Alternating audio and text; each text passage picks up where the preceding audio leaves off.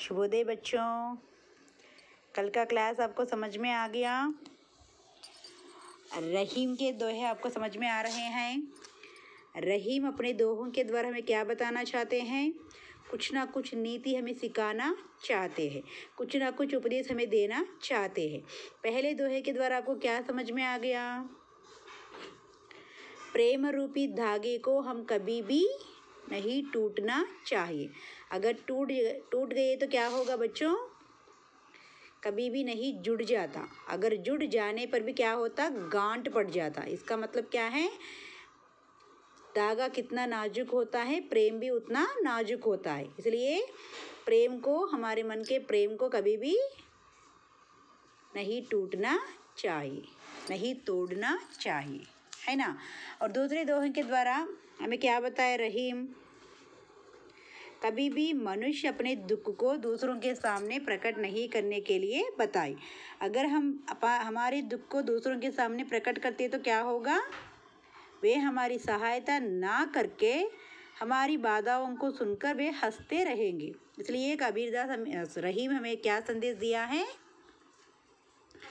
दूसरों के सामने हमारे दुख को कभी भी प्रकट नहीं करने के लिए बताए। तो आइए बच्चों, आज हम देखेंगे तीसरा दोहा। देखिए बच्चों, एक ही साधे सब सधई, सब साधे सब जाय, रहीमन मूलहि सीन चिबो, फूलई फलई अघाय। एक बार देखिए बच्चों, एक ही साधे सब सधई, सब साधे सब जाय, रहीमन मूलहि सीन चिबो, फूलई फलई अघाय। एक ही मीन्स एक, एक साधे पा लेने पर, सधने पर, साधने पर, सधई सब आते हैं, सध जाते हैं, सभी आते हैं, जाय, जाय मीन्स चले जाते और नष्ट हो जाते। मूल ही दैट मीन्स मूल को, जड़ को, सींचिबो सींचने से, फूलई फूलों से, फलई फलों से, आशय मीन्स तृप्त। यहाँ का अर्थ देखिए बच्चों, एक ही साधे सब सधई, दैट मीन्स एक ही भगवान को, एक ही परमात्मा को, एक ही परमात्मा पर हम विश्वास करते तो सब सधई, सब मिल जाता है। मतलब सारे सुख हम पा सकते हैं। सब साधे सब जाए। अगर हमारे पास सब कुछ होने पर भी भगवान की भक्ति हमें नहीं है तो वे सब जाते हैं, मतलब सब नाश हो जाते हैं। रहीमन फूलहि फलहि, रहीमन फूलों के बारे में, फलों के बारे में यहाँ क्या बताया गया? रहीमन दैट मीन्स रहीम, मूलहि, मूलहि मीन्स मूल को, मूल मीन्स मेन, सींचिबो सींचना, फूलई फलई अघाय। इसका मतलब क्या है? अगर हम मूल को सींचते तो हमें ऊपर से फल और फूल मिलते हैं। इसका मतलब क्या है? हमें पेड़ से फल और फूल पाना चाहते तो क्या करना? पत्तों को, डालियों को नहीं सींचना। फिर किसको सींचना है? मूल को सींचना है। मूल माने यहाँ जड़, जड़ मीन्स रूट्स। तो पानी कहाँ देना? पत्तों को, फूलों को, फलों को, डालियों को देना है क्या? ऐसा कभी भी नहीं देना। फिर किसे देना? जड़ को देना। जड़ मीन्स रूट्स। तो जहाँ पानी देते तो हमें फल मिलता है, वहाँ पानी देना है। अगर जड़ को हम पानी ना देकर फूलों को, फलों को देते तो हमें बाद में सब कुछ नष्ट लेना पड़ेगा, है ना बच्चों। तो यहाँ रहीम क्या कहते हैं? एक बार भावार्थ के अंतर्गत देखिए माँ। रहीम कहते हैं कि एक परमात्मा को पा लेने से अन्य सब सांसारिक उपलब्धियाँ स्वयं प्राप्त हो जाती। इसका मतलब क्या है? अगर हम भगवान पर विश्वास करके भगवान पर भक्ति को बढ़ाते तो, भगवान पर ही सब कुछ भरोसा रखते तो हमें संसार में सब कुछ स्वयं प्राप्त हो जाते हैं। परंतु यदि परमात्मा की भक्ति ना की और अन्य सांसारिक वस्तुओं को पा लिया तो वे सब उपलब्धियां परमात्मा के अभाव में कुछ काम नहीं आती या नष्ट हो जाती है। मतलब हमारे पास सारी सुविधाएं हैं, सारी चीज़ें हैं, लेकिन भगवान की भक्ति नहीं है तो वो किसी ना किसी समय नष्ट हो जाते हैं। इसका मतलब क्या है, हमारे मन में भगवान के प्रति विश्वास या भरोसा होनी चाहिए। ऐसा विश्वास या भरोसा हम भगवान पर रखते तो संसार में मिलने वाले सभी चीज़ों को हम आसानी से प्राप्त कर सकते हैं।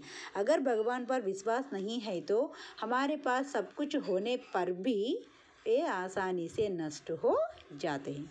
Are you understood clear? Very good माँ। और इसका उदाहरण क्या बताया बच्चों? रहीम कहते हैं कि हे मनुष्य तुम जड़ को सींचो। जड़ means roots. If you want to fruits what we can you do? जड़ को सींचना है ना? अगर हम फल फूल चाहते तो क्या करना? जड़ को मूल विषय यहाँ क्या है? पेड़ के लिए मूल विषय क्या है? जड़ है। अगर हम फल फूल चाहते तो हम जड़ को सींचना है ना? उसी से हम फल फूल पाकर तृप्त हो सकेंगे। आशय यह है कि जो व्यक्ति इस सृष्टि के मूल परमात्मा पर ध्यान रखता है, मूल परमात्मा पर विश्वास रखता है, वही सब कुछ पाकर तृप्त हो जाता है। तृप्त मीन्स सैटिस्फाई। क्लियर बच्चों? तो यहाँ क्या बताया गया, अगर हम जो चीज़ पाना चाहते हैं उसका मूल के बारे में सोचना है। मतलब अगर हम संसार में सारी सुविधाएं पाना चाहते तो भगवान पर भरोसा रखना है। भगवान पर भरोसा नहीं रखते तो जो कुछ प्राप्त होने पर भी जल्दी ही आसानी ही नष्ट हो जाते हैं। तो उसी तरह पेड़ों से हम फूल फल पाना चाहते तो हम जड़ को सींचना है, फूलों को नहीं, है ना बच्चों? समझ में आ गया? बहुत आसान है ना? फूल फल जड़ परमात्मा ये सब हर दिन हम प्रयोग करते नहीं करते? तो रहीम देखिए कितनी आसानी शब्दों का प्रयोग किया बच्चों। तो चलिए चौथा क्या है? चित्रकूट में रमी रहे रहीमन अवध नरेश, जा पर विपदा पड़त है सो आवत यह देश। फिर एक बार देखिए माँ, चित्रकूट में रमी रहे रहीमन अवध नरेश, जा पर विपदा पड़त है सो आवत यह देश। तो यहाँ इस दोहे में रहीम जी चित्रकूट प्रांत की विशेषता के बारे में बताना चाहते हैं। चित्रकूट कितना सुंदर प्रदेश है, चित्रकूट में कितनी शांति मिलती है, चित्रकूट में क्यों लोग आते हैं, चित्रकूट को क्यों लोग पसंद करते हैं, इस प्रकार चित्रकूट की विशेषता के बारे में बताया गया है। तो देखिए बच्चों, चित्रकूट मीन्स एक सुंदर प्रांत है। रहीमन मीन्स रहीम, अवध मीन्स अवध प्रांत, अयोध्या का प्रांत है। नरेश मीन्स राजा, तो अयोध्या का राजा कौन है? राम। जा पर जिस पर, विपदा मीन्स संकट आपत्ति कष्ट, सो वह, आवत आता है, देश प्रदेश। तो यहाँ हम सेकेंड लाइन देखेंगे पहले। जा पर विपदा पड़त है, इसका मतलब किसी को भी कोई आपत्ति आती है, जिस पर कोई कष्ट पड़ता है, सो आवत यह देश, उस कष्ट को दूर करने के लिए, उस कष्ट से शांति पाने के लिए लोग आवत आते हैं, यह देश इस प्रांत को आते हैं। चित्रकूट में रमी रहे रहीमन अवध नरेश, रहीम का उद्देश्य क्या है? अयोध्या के राजा राम को भी एक आपत्ति पड़ी, मतलब अयोध्या के राजा राम को वनवास जाना पड़ा, तो उस वनवास जाना पड़े तो राम भी अपने मन के विचार को दूर करने के लिए चित्रकूट आ गया, मतलब यहाँ आकर शांति पाना चाहता है। तो चित्रकूट आकर इस सारे सुंदर प्रकृति को देखकर वह भी इस चित्रकूट प्रांत में लीन हो गया, मतलब यह चित्रकूट प्रांत राम को बहुत अच्छा लगा, तो उनका मन यहाँ बहुत अच्छा लगा और उनका मन यहाँ ही रहने की इच्छा ले रहा है।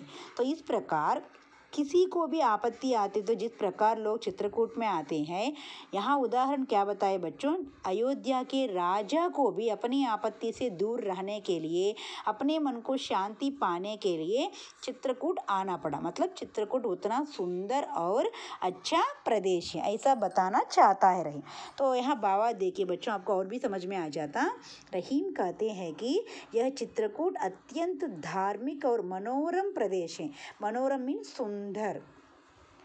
जिस पर भी विपत्ति आती है, मतलब किसी व्यक्ति को भी कष्ट आता है, वो शांति पाने के लिए इस प्रदेश में खींचा चला आता है। अपने मन को शांति आने के लिए, शांति पाने के लिए वो इस प्रदेश को आ जाता है। देखिए, अयोध्या के राजा राम पर विपत्ति पड़ी। अयोध्या के राजा राम को भी एक विपत्ति आई। उन्हें राजकाज छोड़कर वनों में जाना पड़ा तो वे चित्रकूट में चले आए। तो उनके पिताजी, राम के पिताजी आपको मालूम है ना कौन है? दशरथ। दशरथ की आज्ञा के अनुसार राम को 14 साल वनवास जाना पड़ा। तो तब राम अपने मन को शांति पाने के लिए उन्हें यहाँ चित्रकूट में आना पड़ा था। ओके, अब भी पूरी तरह इस प्रदेश में रम गए मतलब लीन हो गए। तो यह प्रदेश उनको उतना अच्छा लगा और उनका मन यहाँ रम गया है, मतलब उनका मन इस प्रदेश में मिल गया है, लीन हो गया है। राम को यह प्रदेश बहुत अच्छा लगा, सुंदर लगा और इस प्रदेश में उनको शांति भी मिल रहा था। तो इस प्रकार अयोध्या के राजा भी चित्रकूट में आकर शांति पाना चाहते हैं। समझ में आ गया बच्चों? धन्यवाद बच्चों।